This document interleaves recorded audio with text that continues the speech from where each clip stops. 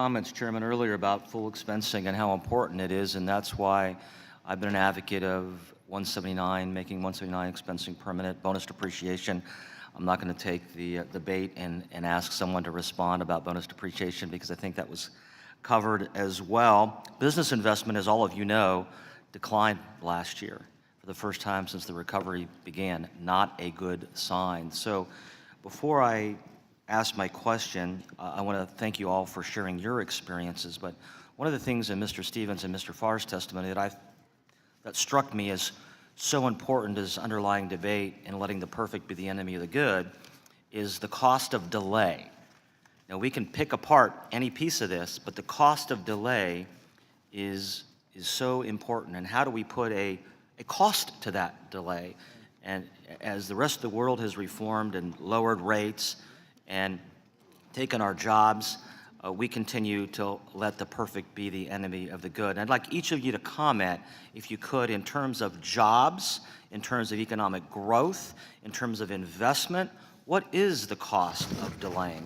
We've been talking about tax reform here on this panel for years now, and yet we continue to let the perfect be the enemy of the good. Mr. Stevens, what's the cost of delaying this again?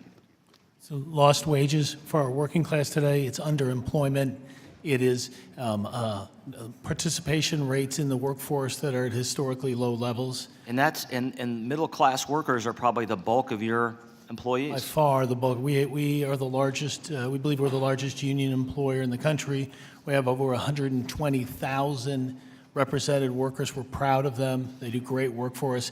They would be the largest beneficiaries of the additional capital investment because they are the ones who do much of that work. So your headline is the cost of delay impacts the middle class worker.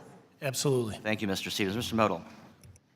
Yeah, absolutely. Delay cannot happen. You know, we saw what happened with the markets yesterday because they're concerned people we're not going to get things done here. So, you know, I've invested all that money in my business, and I'm expecting to get a return on it and be able to pay back the investors, my family, and the bank. So I need my customers to be healthy. I need tax reform right now. My employees need it as well. They want to start saving and getting ready for the future. Mr. Farr, thank you for your investment in Ohio, by the way.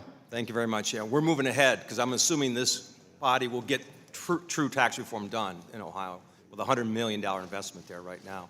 But the cost of delay means lack of innovation, less new products, less jobs, and it's that simple. We just look at how much growth is going to be, and we pare it back based on delay, and every time it's delayed, we push that investment out. And so it does have a real impact on people, how we hire, investment, new products, but I fundamentally believe that we will get tax reform, and that's why we're moving forward in Ohio, Wisconsin, and down in Texas and Missouri right now, because I think that this body understands the importance of getting real tax reform in the first time in over 30 years. So we're betting on you that you're going to get it done. Mr. Peterson?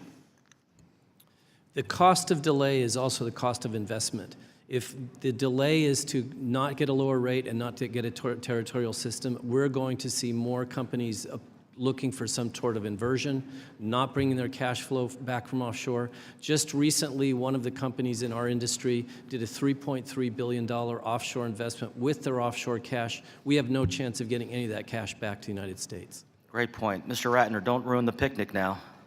I'm sorry, I didn't hear. Don't ruin our picnic. I'm not going to ruin your picnic, Congressman. Thank you. We can all agree on that, on your question. I don't think there's there's a lot of disagreement probably on exactly what we should do, but I don't think any reasonable person could disagree that sitting where we are sitting now, having done nothing really for 30 years in terms of comprehensive tax reform, has cost us millions of jobs, billions of dollars, and so on. And every day when I pick up the paper and read about another company either moving itself or moving its jobs overseas, it really upsets me because I think we could be doing something about that right now.